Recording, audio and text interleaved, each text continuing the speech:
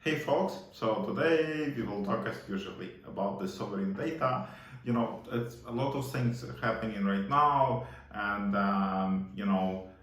some of the things quite interesting happening in the messaging space. So Lizzie have the messages and all of the things. But today I want to talk about a quite interesting topic. Right now we in the middle of the boom of the artificial intelligence, large language models, and so on, and even the lazy guy talking about this. I see that a lot of crypto experts, let's say, they switch into the artificial intelligence guru and so on. So I try not to be on the hype, but today I want to talk about the relations of self-sovereign identity, sovereign data, and artificial intelligence. Actually, I will talk more about this because quite soon I will work on the product that combine these two pieces together. So stay tuned. We will talk more and more about the machine learning in a space of the private data and so on. So that the new technologies usually create the new challenges. I'm not worried that artificial intelligence will take my job. I'm pretty much sure that I will have a lot of new interesting things to do in my life. I read a couple of the research papers, and one of the interesting one that say that even if you have much smaller model that are couples of the scales less than the ChatGPT, but you feed this model with the high quality data, you get much better results. So, and we get to this old concept, garbage in, garbage out. So, and here we have the new question. So, where to get the quality data? We have a lot of startups, a lot of companies that right now they have money, but to train their models, they need the user data. They need a lot of data, and where to get the data is a big question.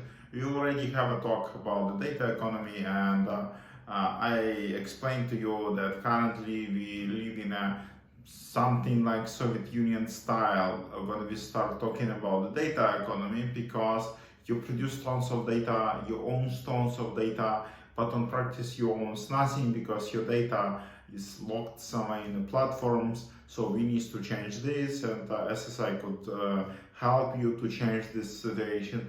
But what a relation of the SSI in artificial intelligence. So we already have some emerging cases that help us to use the SSI and the zero knowledge proof, for example, to prove the authenticity of the data. So with the generative models, right now you have a challenge, how we could distinguish between the generated content and the authentic content. And we already have the concept of the authenticity sensors, so like authenticity cameras that produce the zero knowledge proof together with the photo, or the authenticity of the audio, authenticity of the keyboard input, and so on. So this, the attestation of the sensors that the information that you get was not synthesized, was recorded from somewhere.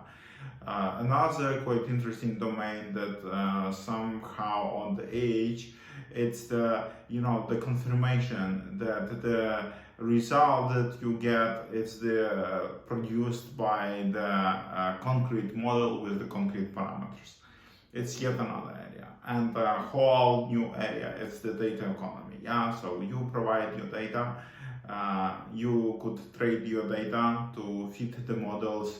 Then you could sign your data as an authentic one, and it's a big question how we could calculate, for example, your contribution to the training of the model, how you could get the income of some kind of percentage of the usage of your data or your model, or if your data was contributing to the synthetic output of the model. So, and this product was sold, so how you could get paid off for your contribution. So it's the huge markets, it's the huge businesses that will arrive in a, let's say, interception of the machine learning and self-sovereign identity. Because we on the edge of the huge wave of the data economy. And it will be a lot of questions. Right now, we already have a lot of questions to the ChatGPT that they take some books from the authors, they take some materials from the internet without actually caring about the rights and the privacy and all of the things. And we will have more and more questions in this area. So I believe that self-sovereign identity will have a lot of applied spaces in machine learning. And this private data, open models, private models, and so on. So it's quite interesting. It's quite interesting domain, and that's a future. That's why I quite keen to discover more. And I quite keen to build something for people that they could use their data to get insights for themselves, and then maybe share this data with others and be able to get some kind of reward out of it. And right now the ChatGPT is, that's cool. I use it. It's a lot of nice features and so on. But it's the question, every query that you ask, every data that you share, how they will be used. We already have a lot of quite interesting stories that people use it for work. They share some sensitive data, they share the company strategies, they share the company code, they share a lot of things that not recommended to share.